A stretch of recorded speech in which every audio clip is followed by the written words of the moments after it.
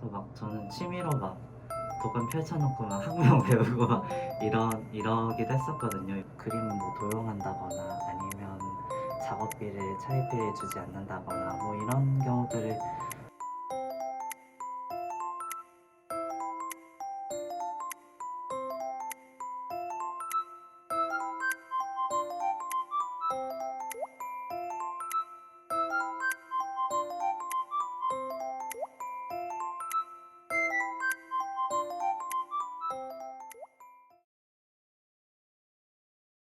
안녕하세요. 저는 식물 세미라를 그리고 있는 조현진이라고 합니다. 식물 세미라는 일단 식물을 세밀하게 그려내는 그림인데요. 일단 소재가 식물이란 점이 다르고 그 세밀함이라는 게 그 식물 자체에 대한 정보를 최대한 사실적으로 나타내는 점에서 약간 특이한 그림이라고 말씀드릴 수 있을 것 같아요.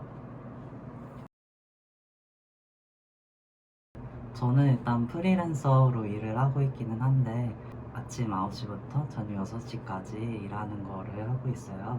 왜냐면 그 클라이언트 분들이랑 커뮤니케이션 할 때 그 시간이 제일 잘 맞기도 하고 그래서 그렇게 오전 9시부터 6시까지 시간이 좀 평범하지만 네, 그렇게 일을 하고요. 뭔가 정해진 그날의 일정은 이메일 확인하는 거, 이메일 확인하고 답신 드리고 그 외에는 그때그때 일정에 따라서 조금 다른 것 같아요.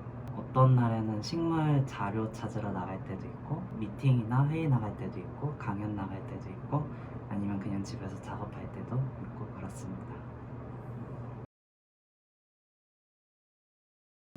외주로 식물 조사를 나갈 때가 있어요.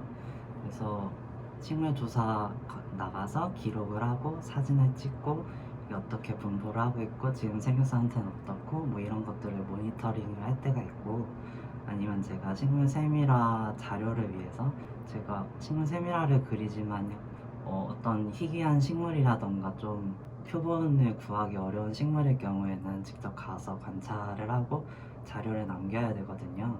네, 그래서 가서 사진을 찍고 메모를 하고 그리고 돌아옵니다. 아, 네네. 그 식물을 제가 좋아해서 이렇게 사와서 키우는 것도 많고 식물 그림을 그려야 되는데 그 소재로 필요해서 구해와서 그 키울 때도 있습니다. 이 친구들이 아무래도 좀 습도도 있고 해도 들고 바람도 통해야 되는 그런 장소에서 키워야 되다 보니까 방 하나는 그냥 창문도 자주 열어두고 가습기 같은 것도 틀어주고 아니면 선풍기를 돌려주고 하면서 아예 식물방으로 쓰고 있습니다. 그러면 네. 소재로 필요한 식물들을 네. 사오시면 네. 키우면서 그릴 수는 없잖아요. 그럼 이미 그쵸. 완성된 애들을 사오셔서 네네. 그걸 관찰해서 그리시는. 보통 그 판매되는 사이즈가 어느 정도 너무 어린 류들은 잘 팔지 않거든요. 그래서 어느 정도 키워진 아이들을 데려오게 되고요. 식물을 사오면 예를 들어 꽃 피어 있는 상태인 애를 데려오면 그때 꽃이 피었을 때 많이 관찰을 해두거나 아예 작업을 해둔 다음에 꽃이 시들고 뭐 열매가 맺혔을 때 뭐 그런 때 또 다시 추가를 디테일을 넣고 그럴 수가 있습니다. 식물 세밀화를 보면 꽃, 열매, 잎 이게 다 들어있잖아요. 네네. 그러면 이걸 다 보기 위해서는 거의 사계절을 얘를 관찰을 해야 되는 것 같은데 네네. 만약에 예를 들면 노루오줌인데 겨울에 이 식물 세밀화를 그려야 된다. 그러면 꽃은 어떻게, 그러니까 그런 안 맞는 계절에 그걸 어떻게 하시나요? 네. 일단은 그 어떤 종을 설명할 때 말씀해 주신 것처럼 꽃이 피고 열매가 맺히고 잎이 피고 지고 하니까 그런 모습들을 다 담는 게 좋기는 한데 일단은 예를 들어 외주를 할 경우에 그 비용이나 그 마감 시간 때문에 그런 것들을 다 관찰할 수 없을 때가 있어요. 그럴 때는 필요한 부분만 예를 들어서 말씀하신 노루줌의 예를 들면 이 식물의 꽃에 대해서 얘기를 하고 싶은 그림이다라고 하면 그때는 사실 열매가 필요하진 않잖아요. 그 종 자체에 대해서 설명을 하는 게 아니라 이런 꽃이 피는 식물이다라는 걸 설명하면 되니까 근데 그게 만약에 겨울에 그런 그림을 그려야 된다 하면은 굉장히 힘들어지는 상황인데요. 근데 저도 그래서 그것 때문에 좀 고민이 많았어요. 그래서 요즘 내린 답은 최대한 많은 자료들을 수집해서 제가 그거를 정리해서 그릴 수밖에 없더라고요. 물론 그렇게 되면 제가 실제 식물을 보았을 때만큼의 디테일은 잘 안 나와요. 그렇긴 하지만 식물 세밀화의 목적을 따져봤을 때 식물의 형태적 특성을 사실적으로 묘사한다. 그 점을 생각을 해봤을 때 괜찮은 범위 아니다라는 생각이 들어서 그렇게 작업을 하고 있습니다. 식물 세밀화는 저도 원래 조경을 공부를 하고 조경 회사에 잠깐이지만 다니기도 했었거든요. 조경을 했던 이유가 저는 식물이랑 그림 그리는 게 좋아서 조경을 시작을 했던 건데 막상 회사 가서 일을 시작하고 하니까 제가 좋아했던 식물과 그림과 조경이 약간 사실 다르잖아요. 조경은 공간을 만드는 일이고 하니까 그런 부분들이 저한테는 약간 맞지 않았던 것 같아요. 그것 때문에 약간 힘들기도 했고 해서 그냥 단순하게 식물과 그림이 좋으니까 식물을 그리자 아니 약간 단순한 생각으로 시작을 하게 됐습니다. 식물 세밀화 작가라고 하는 게 저희가 조경학과 다니면서 네. 사실 떠올리기 쉽지가 않잖아요. 아, 근데 이게 그쵸. 작가님께서 거의 개척 하신 거나 다름이 없다고 생각이 드는데 네네. 맞나요? 맞다면 이제 어, 어떻게 그런 용기를 내게 되셨는지. 제가 네네. 용기라고 하는 이유는 사실 네네. 회사 가는 게 좀 안전한 루트라고 다들 음. 생각을 해서 쉽게 용기를 못 네네. 내고 자기가 하고 싶은 거에 대해서 네네. 이제 그럴 수 있는데 어떻게 그렇게 딱 네네. 나는 이쪽으로 작가를 해봐야겠다 이렇게 생각하시게 됐는지 해서요. 약간 잘 몰라서 약간 용기를 낼 수 있었던 아, 것 같다는 생각도 들고요. 그리고 사실 제가 딱 식물 세밀화가가 돼야겠다라고 딱 방점을 찍고 시작했던 거라기보다는 그냥 일단은 그림부터 시작을 했고 그 다음에 소재를 식물로 정하게 됐고 그리고 식물을 같이 공부하면서 알게 되는 식물에 대한 어떤 재밌는 지점들을 담고 싶어서 세밀화를 그리게 됐고 뭐 이런 식으로 좀 이어진 거거든요. 그래서 뭐라고 말씀을 드리긴 어렵지만 어쨌든 뭔가 어떻게 흘러오다 보니 우선 이렇게 도전을 됐다. 네네. 네, 방금 전에 말씀드렸지만 뭔가 미리 준비했다기보다는 이렇게 이런 방향으로 흘러오게 된 것 같아요. 준비보다는 제가 평소에 식물을 보러 다니는 것도 좋아하고 식물 공부하는 것도 좋아하고 그래서 막 저는 취미로 막 도감 펼쳐놓고 막 학명 배우고 막 이러기도 했었거든요. 요새는 그러진 않지만 아니면 제가 그림 그리는 것도 좋아해서 그림을 꼭 그림 아니더라도 낙서라도 많이 하고 제가 학교 다닐 때 그 설계 시간에 그 콜라주 같은 걸 하잖아요. 근데 저는 그때 보통 스케치를 하고 도면도 좀 손으로 그리고 색연필로 칠하고 했었는데 그런 것들이 약간 돌아보면 뭔가 지금 하는 일에 도움이 되지 않았나 하는 생각이 듭니다. 일단은 제가 좋아하는 식물에 관한 일이고 또 그걸 그림으로 옮기는 일이니까 전반적으로 다 좋다고 말씀을 드릴 수가 있을 것 같은데요. 일단 또 제일 좋은 점은 식물을 그리기 위해서 관찰을 하고 그러다 보면 예를 들면 어떤 제비꽃 종류는 보면 그 꽃잎 제 가운데 부분 암술 근처에 막 털이 나 있고 막 이런 저는 식물을 좋아하지만 그 제비꽃 종류별로 막 안까지 들여다보고 한 적은 사실 없었거든요. 세밀화를 그리면서 그 안까지 들여다보게 되고 안에 제가 몰랐던 그런 털 같은 디테일을 알게 될 때 그런 때가 굉장히 즐거운 것 같아요. 어떻게 보면 우리가 위성지도에서 사진을 볼 때 우리가 바다도 보고 산도 보고 할 때 이런 그 산맥 같은 디테일 같은 것들이 있잖아요. 어떻게 보면 식물의 잎사귀나 꽃잎 같은 게 그렇게 보일 때가 있거든요. 그래서 그런 것들을 발견할 때 굉장히 즐거운 것 같습니다. 일단 힘든 점은 이건 약간 그림 그리시는 사람들에 대한 보편적인 이야기이긴 한데 그림을 뭐 도용한다거나 아니면 작업비를 차입해 주지 않는다거나 뭐 이런 경우들이 사실 있어서는 안 되는데 저는 경험을 했었거든요. 그런 점은 약간 창작할 때 굉장히 힘든 지점인 것 같아요. 이걸 보시는 분들이라도 저작권과 작업료는 정말 소중하다는 걸 알아주셨으면 좋겠습니다. 네, 기본적으로는 되게 구체적인 형상을 다루는 편이에요. 사람 얼굴을 보면 그냥 이렇게 그냥 소위 말하는 졸라맨처럼 그냥 동그랗게 얼굴 그리고 눈 찍고 코 찍고 입 찍고 해도 그냥 그게 사람 얼굴이라는 서로의 커뮤니케이션 다 되잖아요. 근데 전 그것보다는 약간 동공 그리고 홍채 그리고 이런 식으로 많은 요소들을 좀 정확하게 그리려는 편이고요. 평소에 이렇기는 한데 구체적으로 어떤 그림의 목적에 따라서 그걸 어느 정도 세밀하게 할지, 그 툴은 어떤 걸 써야 될지, 컬러는 어떤 톤으로 해야 될지를 정하는 편입니다. 약간 더 쨍한 색감이 필요할 때는 보통 쓰는 툴은 연필이거든요. 연필은 사용할 때 굉장한 이점이 다른 툴들보다 되게 세밀하게 작업을 하기가 쉬워요. 일단 손에 익기도 하고 샤프를 사용하면 굉장히 얇은 0.3mm짜리 심이 있거든요. 근데 그런 걸로 하면 굉장히 간편하게 세밀한 작업을 할 수 있는데 대신에 컬러는 단색이니까 컬러적인 면에서는 약간 부정확할 수가 있죠.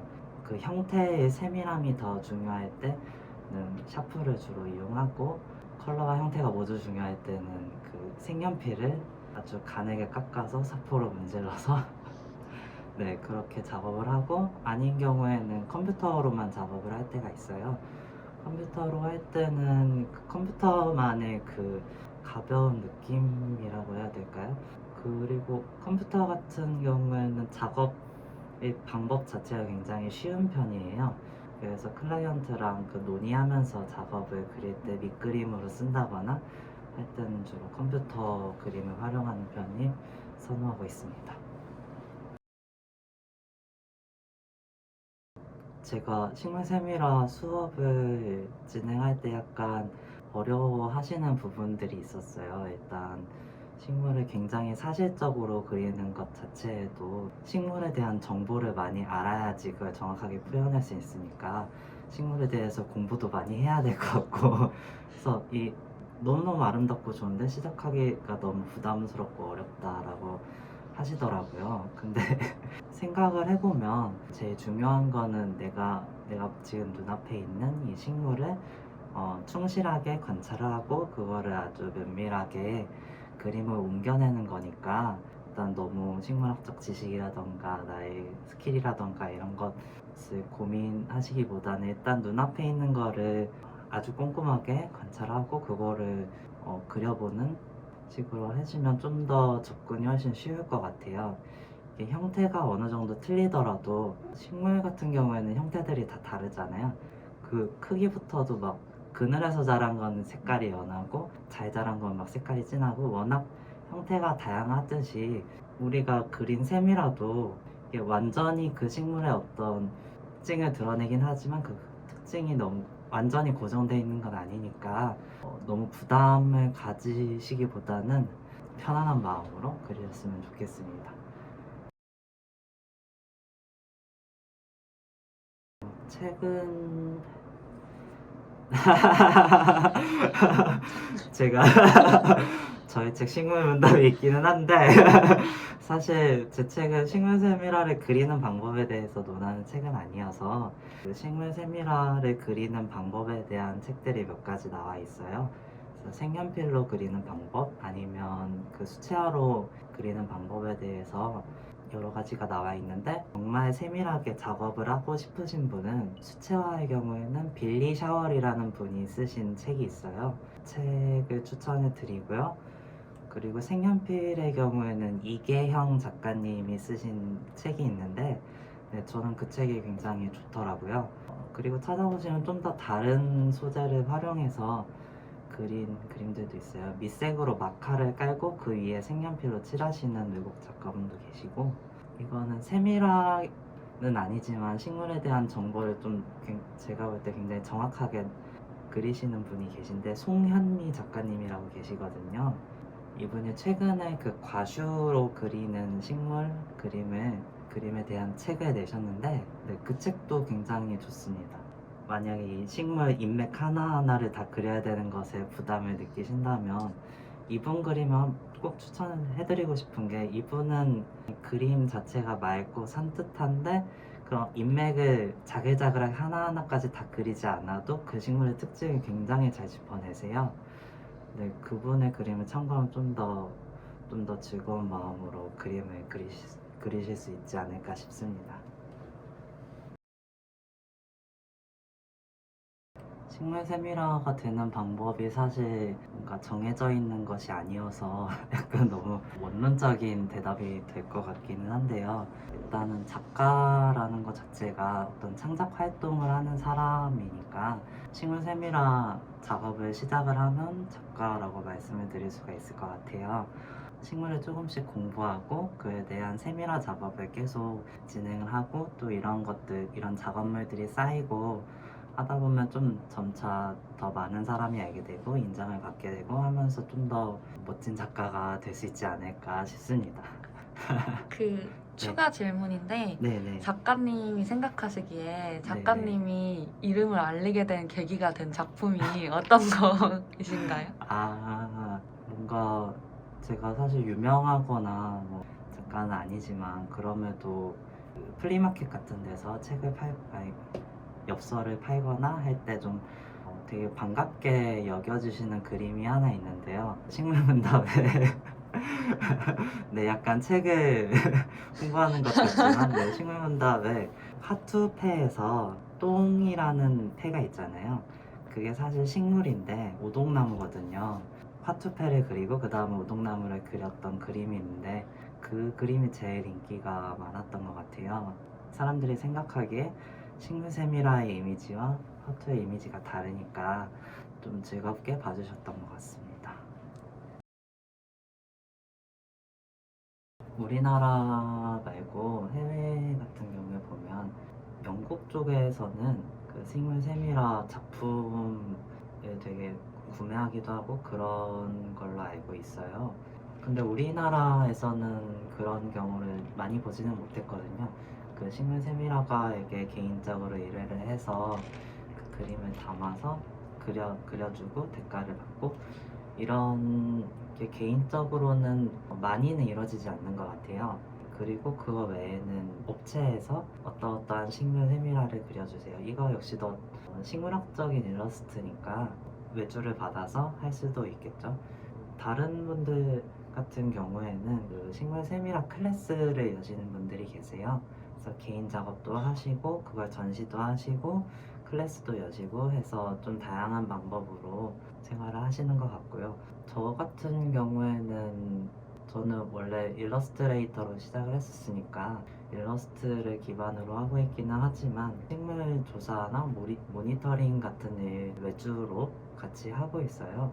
그런 것도 하고 저 역시도 강의 같은 것도 하고, 아니면 굿즈 같은 거를 만들기도 하고, 약간 뭔가 업무가 정해져 있는 게 아니기 때문에 좀 그림이니까 그림을 활용해서 할 수 있는 많은 것들을 할 수 있을 것 같습니다.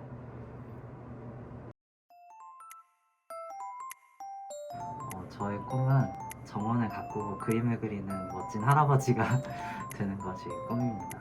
꾸준하게 작업을 하고 싶고, 그 결과로 제가 좋아하는 식물들 가꾸면서 살고 싶은데요. 집값이 많이 비싸서 할 수 있을지는 모르겠지만 일단은 꿈입니다. 작가님 책 많이 파셔서 네, 그걸로. 네, 부디. 제가 수업 때 그 식물 세밀화가 어렵다고 하시는 분들께 굉장히 많이 드리는 말씀인데요. 어떻게 보면 뻔하기는 한데 일단은 다 괜찮으니까 하시고 싶은 거 시작하시라고 말씀을 드리고 싶습니다. 일단은 시작을 하면 생각보다 어렵지 않고 또 어떤 문제들이 생겨도 그거를 또 해결한다는 내가 나가면서 계속 지속할 수도 있고 하니까요. 일단은 뭔가 하시고 싶은 거 시작하시길 응원하겠습니다.